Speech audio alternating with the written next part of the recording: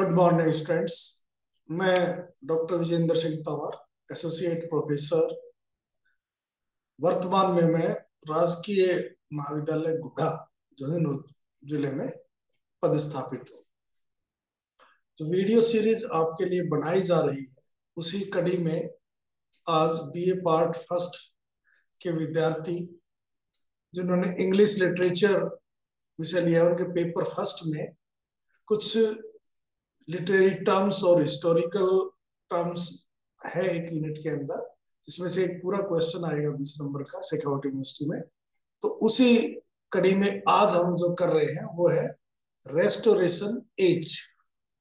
बहुत इंपॉर्टेंट है और लिटरेचर को समझने के लिए इस हिस्टोरिकल टर्म का आपको ज्ञान होना भी चाहिए। तो सबसे पहले तो हम इसकी बैकग्राउंड करते हैं कि इंग्लैंड के अंदर मोनार्की भी है और डेमोक्रेसी भी। तो सबसे पहले मैं मोनार्की शब्द का मतलब समझाऊंगा आपको। मोनार्की का मतलब होता है राजतंत्र, यानी कि जहां पर राजा होता है, राजा का बेटा फिर राजा बन जाता है, इस प्रकार जो सिस्टम चलता है उसको बोलते हैं राजतंत्र, यानी हेड ऑफ द स्टेट राजा होता है। और डेमोक्रेसी में जो सरकार जो चुनी जाती है वो लोगों के द्वारा चुनी जाती है। तो दोनों ही चीजें हैं इंग्लैंड में आज भी, कि जो प्रधानमंत्री है वो तो जनता के द्वारा चुना जाता है और जो राष्ट्रपति जैसे हिंदुस्तान में काम करता है वो वहां पर राजा करता है। तो अगर हम बात करें 17th सेंचुरी के मध्यकाल, यानी कह सकते हैं 1642 के आसपास की, तो उस दौरान इंग्लैंड का जो राजा था वो था चार्ल्स फर्स्ट। ये जो राजा जो थे इनको अपना कह लीजिए ताकत या उसका उनको या जनता का समर्थन तो वो अपनी चलाना चाहते थे। दूसरा जो करेक्टर पॉलिटिकल पर्सनालिटी थी उस दौरान की वो था ओलिवर क्रोमवेल। उसके पीछे भी बहुत से नेता और पॉलिटिकल पर्सनालिटीज थी। वो अपने हिसाब से चलाना चाहता था और राजतंत्र को बिल्कुल खत्म होना करना चाहता था। तो परिणाम ये हुआ कि राजा ने कुछ टैक्स लगाए, पार्लियामेंट ने नहीं माना तो वो कन्फ्रंट्रेशन यानी झगड़ा शुरू हो गया, कन्फ्लिक्ट शुरू हो गया दोनों ग्रुप में, और परिणाम यह सिविल वार हो गया इंग्लैंड, गृह युद्ध। ये कहते हैं कि 1642 से 1651 तक ये सिविल वार चला और इस दौरान बहुत से लोगों ने बहुत ही तकलीफ उठाई। इसलिए लोग ओलिवर क्रोमवेल से नफरत भी करते हैं कि उसके कारण ये सारा हुआ।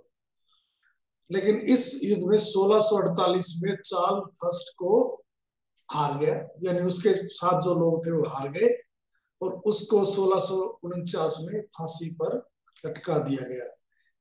अब एक चीज यहाँ पर बताना चाहूंगा कि चार्ल्स फर्स्ट को जब बताया गया कि कल सुबह तुम्हें फांसी पर लटकाया जाएगा, तो कहते हैं डर के मारे उसके सभी बाल एकदम सफेद हो गए। खैर उसका चैप्टर खत्म हुआ। चार्ल्स फर्स्ट का पावर, सारी पॉलिटिकल पावर ओलिवर क्रोमवेल के हाथ में आ गई और उसने एक कॉमनवेल्थ ऑफ इंग्लैंड, कुछ रिपब्लिकन और उन्होंने उसकी सहायता से शासन करना शुरू किया। वो खुद लॉर्ड प्रोटेक्टर बन गया कॉमनवेल्थ ऑफ इंग्लैंड का और उसने 1648 से 1658 तक शासन किया। यानी इस दौरान इंग्लैंड में कोई राजा नहीं था, राजतंत्र समाप्त हो गया था। ये कह ये है इंपॉर्टेंट पॉइंट कि 1648 से के बाद राजा को मार दिया गया था और राजतंत्र खत्म हो गया था। 1658 में ओलिवर क्रोमवेल की डेथ हो गई। उसके बेटे रिचर्ड क्रोमवेल को लॉर्ड प्रोटेक्टर बनाया, लेकिन वो चला नहीं पाया और लोगों ने कहा कि दोबारा राजतंत्र स्थापित करो। तो उस मांग को देखते हुए, लोगों की मांग को देखते हुए, चार्ल्स सेकेंड, एक दूर का रिश्तेदार जिसका कि इंग्लैंड की न तो उसको हिस्ट्री का पता था न कल्चर का पता था, उसको एज ए रिलेटिव के रूप में वहां लाया गया और 1660 में उसको क्राउन किया गया, यानी उसको राजा बना दिया गया, यानी राजतंत्र पुनः स्थापित हो गया। इसलिए इसको रेस्टोरेशन करना, रिस्टोर, पुनः स्थापित करना। ये जो एज है 1660 में राजा दोबारा बना और ये 1688 तक की मानी जाती है कि ये रेस्टोरेशन एज है।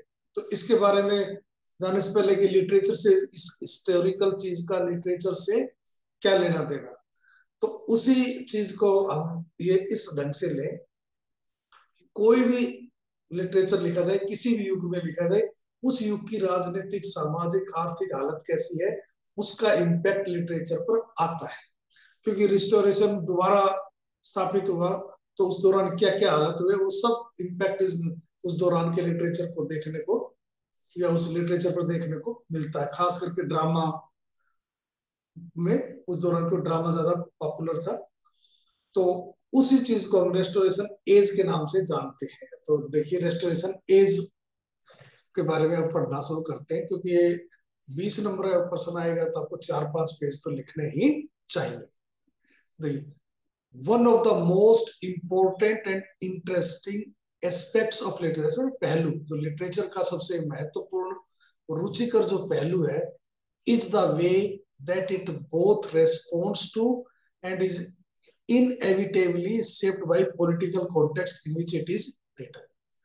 कि जो पॉलिटिकल कंडीशन होती है उसको रेस्पॉन्ड करते हैं, उसके अनुसार लिखी जाती है, और इनएविटेबली मतलब अटल, जिसको टाला ना जा सके, shaped by the political context, की राजनीतिक पृष्ठभूमि कैसी है उसके हिसाब से लिखी जाती है, कि पॉलिटिकल पर्सनालिटी नाराज न हो जाए।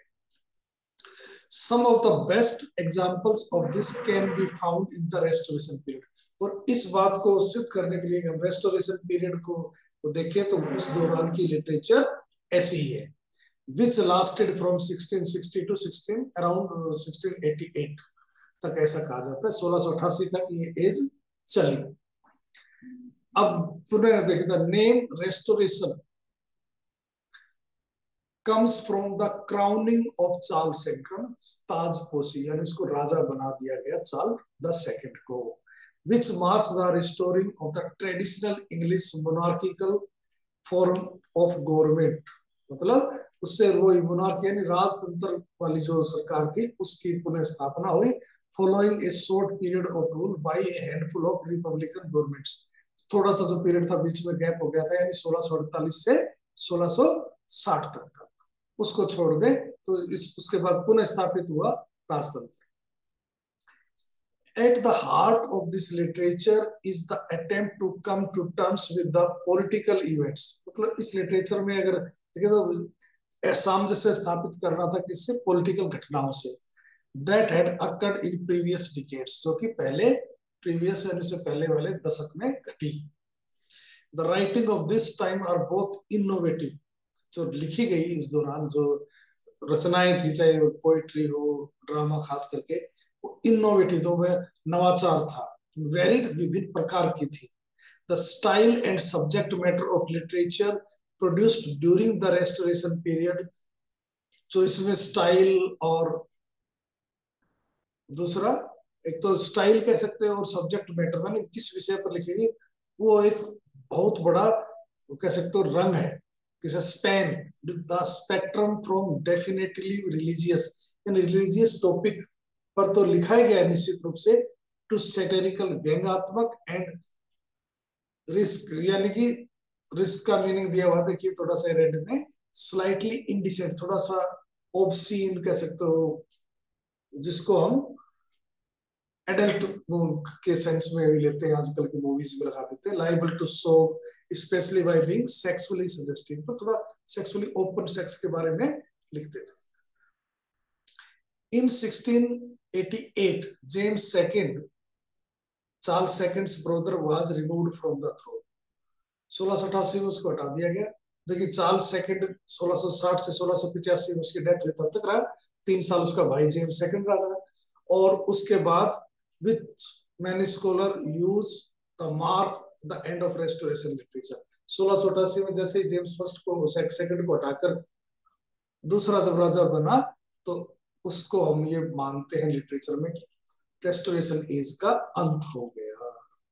अब इसमें क्या क्या पॉलिटिकल कॉन्टेक्स्ट क्या था इस दौरान का, यानी पृष्ठभूमि कैसी थी राजनीतिक।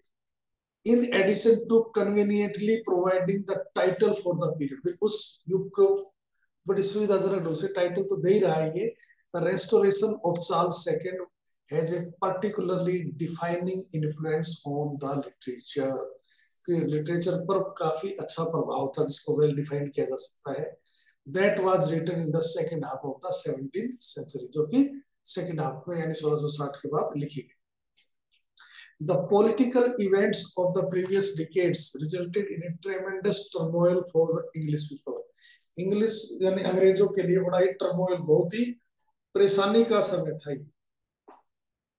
The divisions between those who supported a more traditional form of government, एक तो मोनार्की को वाली गवर्नमेंट को सपोर्ट कर रहे थे लोग, उसका ग्रुप, और दूसरा and those who wanted A more Republican form of government, कुछ लोग कहते नहीं, राजतंत्र खत्म होकर जनता के द्वारा चुना जाना चाहिए, डेमोक्रेसी होनी चाहिए।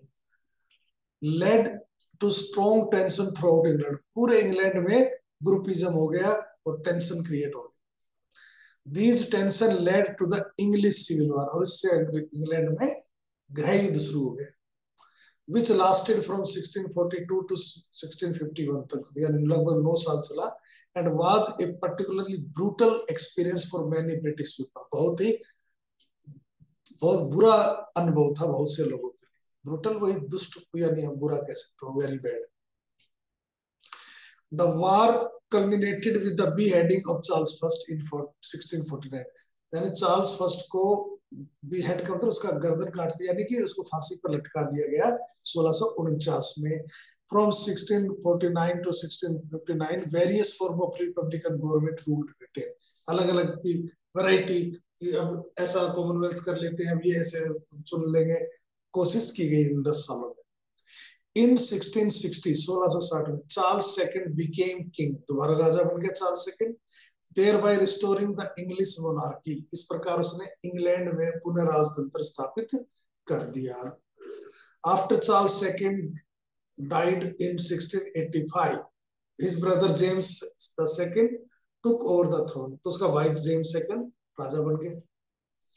Afraid of the policies James II might introduce, तो विलियम थर्ड जो उस दौरान बहुत पावरफुल व्यक्ति था, रिश्तेदार था, उसने सोचा कि जेम्स सेकंड कुछ इस प्रकार की, क्योंकि वो दोनों ही वो है कैथोलिक है, प्रोटेस्टेंट नहीं है, कि अब तक कैसी पॉलिसी कर दे, इस बात से डर के कारण विलियम थर्ड ने जेम्स सेकंड को उसकी गद्दी से हटा दिया।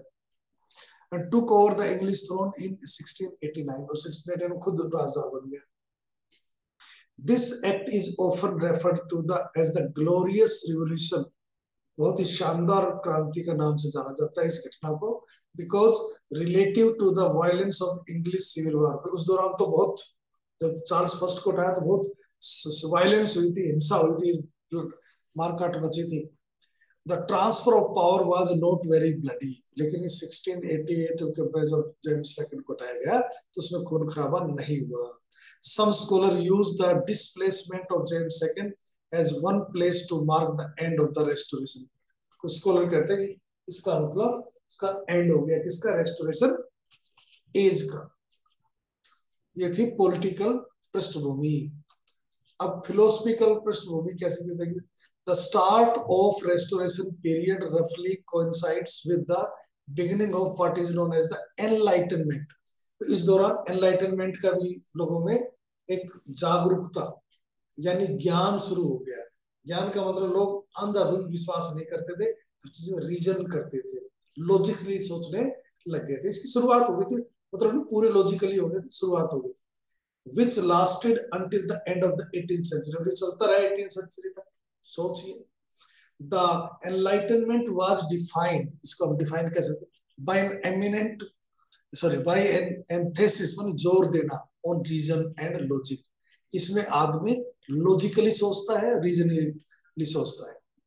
The thinkers of this period moreover helped develop the modern science, modern science को डेवलप करने में मदद करी यहाँ के थिंकर्स ने इस युग के में। that treats the natural world as a knowable and testable subject, वो मानते हैं कि ये जो दुनिया है इसको जाना जा सकता है, इसको टेस्ट किया जा सकता है। Although the influence of the enlightenment on the restoration period is tremendous, जो इन्फ्लुएंस था बहुत ही शानदार था, बहुत जबरदस्त प्रभाव था। It's important to note the humility towards human reason, थोड़ी सी इंसानियत भी थी ह्यूमन रीजन के बारे में। That is common too much restoration literature, जो कि कॉमन बात है। तो कई बार कोई व्यक्ति अलग ढंग से सोचता, कोई अलग ढंग, तो उसको ये नहीं मार लो काट लो या इसने ऐसा कैसे सोचा, बल्कि इस प्रकार भी ये इसकी सोच हो सकती है। Many restoration writers viewed the changes to their government, उन्होंने बहुत जो गवर्नमेंट में बदलाव और उनको देखा, and the violence that these changes brought with them, और उसके कारण जो वायलेंस हुई उनको भी उसने देखा, as the direct result of those who dogmatically held to their ideology, जो अपने डॉक्टर थोप देते थे अपने विचारधारा को, उसका क्या परिणाम होता है वो भी देखा। इन दिस सेंस, इस अर्थ में, the political events that occurred in England, England में राजनीतिक घटनाएं घटी उस दौरान, provide insight into the scepticism that is at the heart of restoration literature. Doubt, हर चीज पे डाउट करने लगे थे, जो कि रेस्टोरेशन लिटरेचर का मुख्य पहचान है। अब है थिएटर की बात करें, क्योंकि उस दौरान सबसे ज्यादा ड्रामा ही पॉपुलर था रेस्टोरेशन एज में। One of the most significant aspects of restoration literature, तो बहुत ही महत्वपूर्ण जो पहलू है रेस्टोरेशन लिटरेचर का, is the return of the theatre. Theatre में वापस लोग आ गए थे, यानी कि एक बार थिएटर पर बैन लगा दिया था, इसको ऑब्सीन मान लिया था या इसको गलत मानते थे, लेकिन चार्ल्स सेकंड ने इसको पुनः स्थापित किया। As a result of the influence of religious and political leader, धार्मिक और राजनीतिक नेताओं के प्रभाव के कारण, who believed it to be sinful, जो कि ये मानते थे पहले तो रिलीजियस लीडर की थिएटर तो पाप से भरपूर है। The theatre had been closed for 18 years, और इसलिए 18 साल तक थिएटर बंद रहा था। लेकिन चार्ल्स सेकंड ने, however, was a big fan of drama, खुद बहुत बड़ा प्रशंसक था ड्रामा का, quickly allowed and encourage the theatres presence, उसने थिएटर को अलाउ ही नहीं किया बल्कि उसको एनकरेज, प्रोत्साहित भी किया। This period saw many innovations in theatre, इस पीरियड में बहुत सी नवाचार हुए थिएटर में, including the important new genre called restoration comedy, एक नया स्टाइल की कॉमेडी लिखने जाने लगी लेखकों द्वारा, इसको हम रेस्टोरेशन कॉमेडी कहते हैं। तो रेस्टोरेशन कॉमेडी क्या होती है उसको बताने से पहले थोड़ा सा देखिए, in the stark contrast to the humble spiritual themes, तो उस दौरान तो आप आध्यात्मिक चीजें लिखी जाती है स्पिरिचुअल थीम पर, उनकी तुलना में that were common to the literature before 1660 से जो पहले एक ही चीज थी कि स्पिरिचुअल चीजों पर लिखा जाता था। Restoration comedy was frequently cross, stupid, थोड़ी समझ में नहीं आएगी क्या कहना चाह रहे, लार्जली सेक्सुअल, सेक्स मटेरियल को बहुत ज्यादा डिस्प्ले किया जाता था, and often focused on the interaction of the elite members of English society, और बड़े जो लोग होते हैं समाज के इलीट ग्रुप, गणमान्य व्यक्ति, उनका क्या रोल है, कैसा जीवन है, उस पर ज्यादा दिखाती थी थिएटर में, यानी वैसे कैरेक्टर ज्यादा होते थे कि उसका उसके साथ अफेयर है, उसका उसके, इस प्रकार की बातें उनमें ज्यादा होती थी। Popular writers of restoration comedy include, जो इस दौरान जो बहुत नामचीन राइटर हुए उनमें जॉन ड्राइडन, जिसके बारे में सब जानते हैं, George Etherege and William Congreve, William Congreve the way of the world, बहुत ही नामचीन उसकी इनकी रचनाएं रही इस दौरान। Although restoration literature is commonly considered to end around 1688, आमतौर पर यही मानते हैं रेस्टोरेशन अंत युग का लिटरेचर खत्म। Restoration comedy was written into the 1700s, यानी 1700 ईस्वी के बाद भी थोड़ी थोड़ी वैसी लिखी गई। तो पोइट्री की बात करें, like the theater की तरह poetry was strongly influenced by the political context of the mid 17th century।